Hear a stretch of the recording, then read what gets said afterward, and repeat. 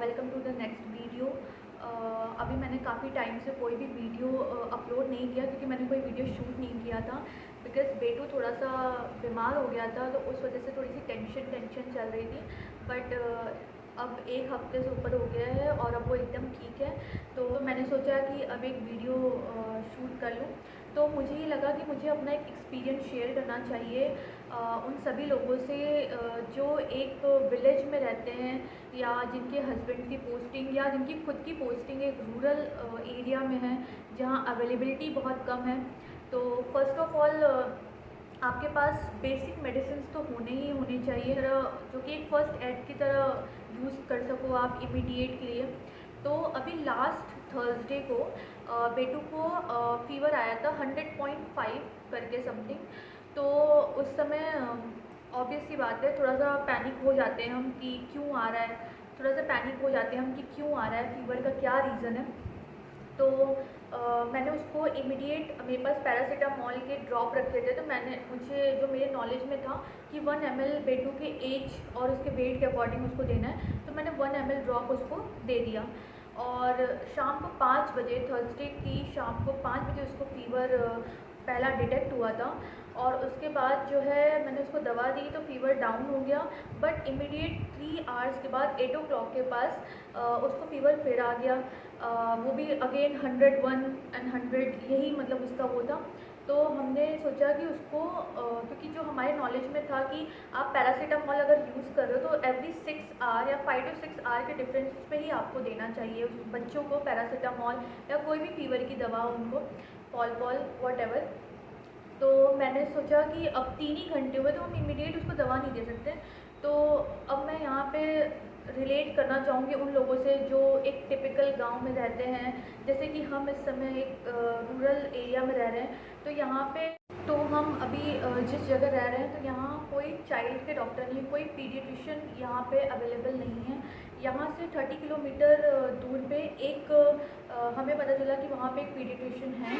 तो हमने यही सोचा कि अभी हम पहले यहाँ जो लोकल डॉक्टर हैं उनके पास जाते हैं, जहाँ जो कि PAMS है। तो हम उनके पास गए तो वहाँ पे उन्होंने हमें बोला कि हो सकता है, क्योंकि सीज़न वेरी कर रहा है इस समय, ये एक ट्रांजिशन पीरियड है सीजन्स का। तो उन्होंने एज अ गेस ये बताया कि मे बी ये सीजनल हो।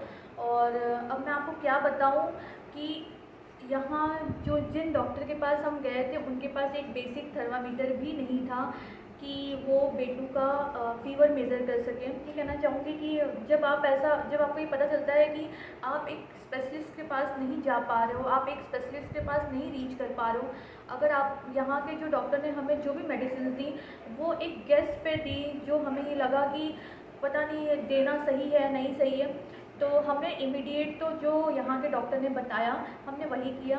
उन्होंने हमें एक पैरासीटामॉल का सिरप दिया और एक एंटीबायोटिक का सिरप दिया। तो हम उसे लेके आए और हमने अपने थर्सडे, फ्राइडे, सैटरडे 3 दिन अपने बच्चे को वो पैरासीटामॉल का सिरप और एंटीबायोटिक हमने बेटू को दिया।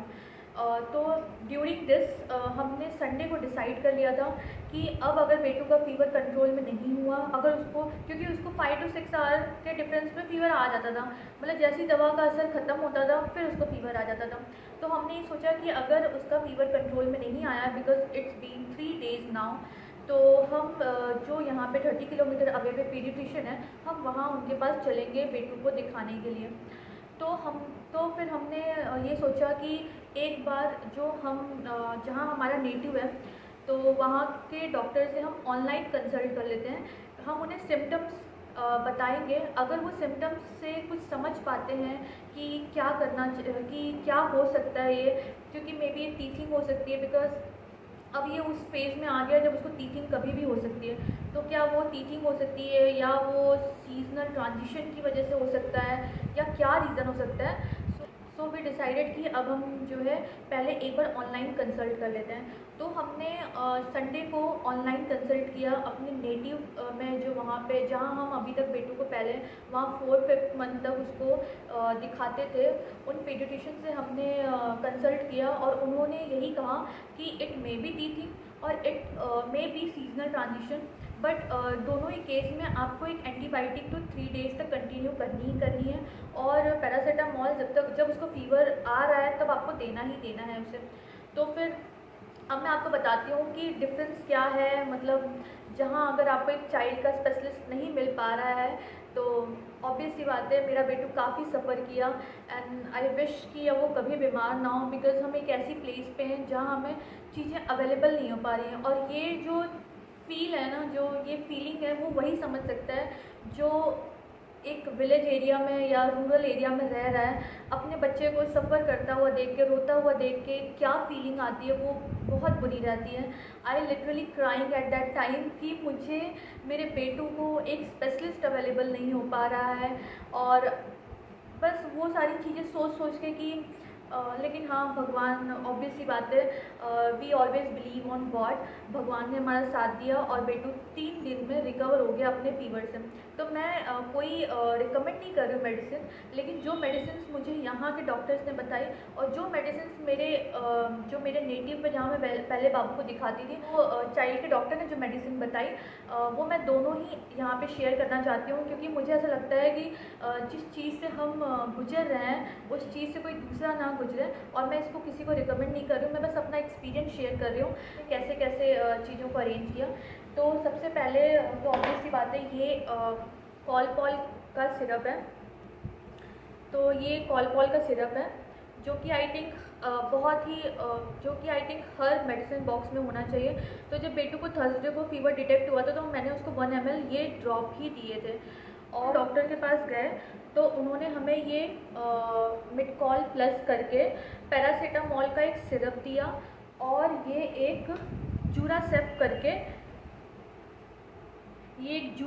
करके एंटीबायोटिक उन्होंने दी, और ये एक पाउडर के फॉर्म में था इस कंटेनर के अंदर, और इसके साथ ये इस तरीके का वाटर मिला था जिसको कि मिक्स करके एक मार्क तक मिक्स करके इसको देना था बेटू को।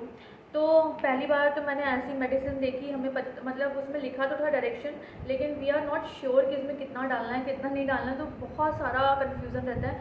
तो ये था क्या कहते हैं, तो ये उन्होंने डॉक्टर ने दिया और हम यही मेडिसिन दे के ही बेटू ठीक हुआ। तो आई एम नॉट लाइक कि मैं किसी डॉक्टर को ये कह रही हूँ कि वो अच्छे नहीं है, क्योंकि जो यहाँ के लोकल डॉक्टर हैं उन्हीं की मेडिसिन से मेरा बेटू ठीक हुआ। पर हाँ, these medicine are not best, ये मैं कह रही हूँ, क्योंकि वहाँ के डॉक्टर ने जब हमने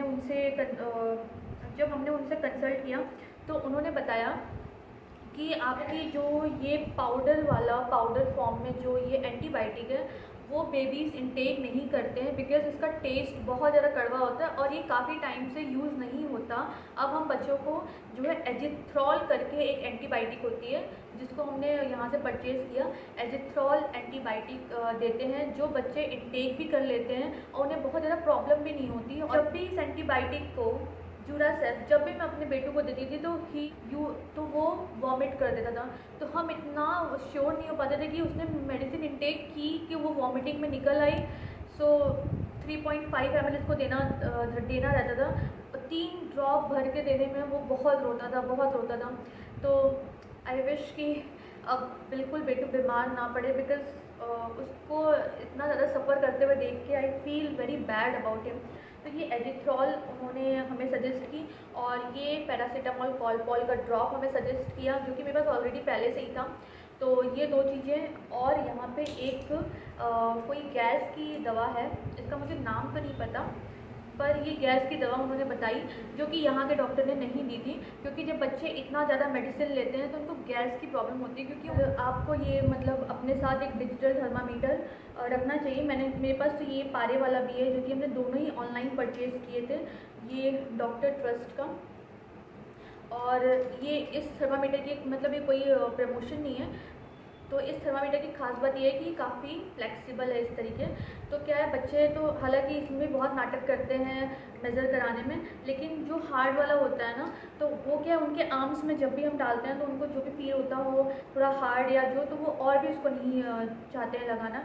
तो ये मुझे ठीक लगा, इसका ये जो हेड था काफ़ी फ्लेक्सिबल था। तो मैं सजेस्ट करूँगी आपको एक मरकरी और एक डिजिटल दोनों ही रखना चाहिए, क्योंकि बहुत बार क्या होता है हमें डिजिटल में ना डाउट आ जाता है कि पता नहीं उसकी बैटरी ओके है, वो सही बता रहा नहीं बता रहा है। तो mercury will always help you, लेकिन ऑब्वियसली बात है मरकरी वाले में काफ़ी टाइम लगता है टेम्परेचर डिटेक्ट होने में, जो कि बच्चे बहुत इरिटेट होते हैं, वो कराते नहीं हैं। तो डिजिटल वाला ही बेस्ट है, लेकिन फॉर अश्योरिटी जब वो सो रहे हैं तो हम इसको यूज़ करके मतलब एक परफेक्ट मेज़र पा सकते हैं इस मरकरी वाले थर्मामीटर से। तो ये रहा मेरा एक्सपीरियंस, और जिस वजह से मैं अभी तक वीडियो अपलोड नहीं कर रही थी, क्योंकि हम बहुत टेंशन में थे, बहुत परेशान थे। But right now with God grace बेटू इज़ कम्प्लीटली फाइन।